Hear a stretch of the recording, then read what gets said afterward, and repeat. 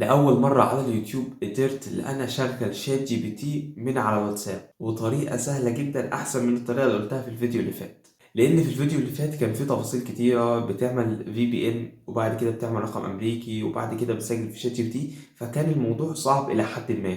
بس دلوقتي تقدر تسجل في شات جي بي تي من على الواتساب بضغطة زر واحدة. فيلا بينا نبدأ حلقة النهاردة.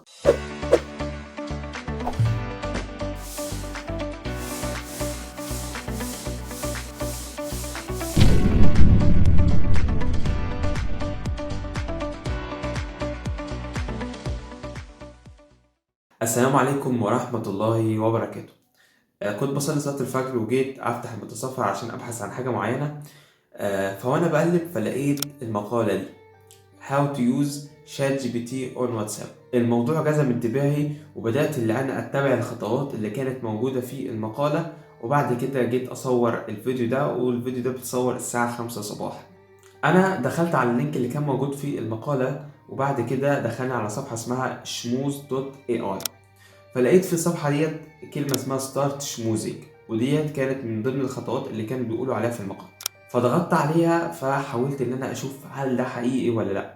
فبدأت ارسله واشوف هو هيجاوب عليا ولا ايه بالظبط، لان كان في بوت شات جي بي تي قبل كده على التليجرام. كنت اي سؤال ببعته له يقول لي انتظر 5 دقايق وانا هبعت لك الاجابه، استنتظر 5 دقايق وابعت لك الاجابه. وهو ما بيبعتليش الاجابه، كل ما ابعت له رساله يقول لي الرساله دي. بس الواتس ده اول ما اكتب له رساله يروح باعت لي الرساله على طول من غير يعني ما ياخد وقت، او ممكن ياخد 3 ثواني 5 ثواني يروح باعت لك الاجابه. فكل اللي بكتب له السؤال يروح بجاوب عليا. الموضوع مش مستاهل، تقدر انت تعمل شات معاه بطريقه سهله جدا بضغطه زر واحده. واللي اكد لي الموضوع ده اللي انا لما دخلت على الشات فلقيت ان الرقم بتاع الواتس ده مش رقم عادي، ده رقم امريكي. طب احنا عايزين نعمل الطريقه دي. هسيب لك في الديسكريبشن مقاله كامله بتتكلم عن ازاي تستخدم شات جي بي تي بال على الواتساب، وهسيب لك في المقاله ديت الرابط بتاع صفحه شبوز دوت اي اي. مش هدخلك على صفحه اللي انا دخلت عليها واتبعت الخطوات، لا انا هدخلك على صفحه مباشره من غير ما تتعب روحك. وبس كده. اتمنى تكونوا استفدتوا في الفيديو ده ولو بمعلومه واحده. في رعايه الله.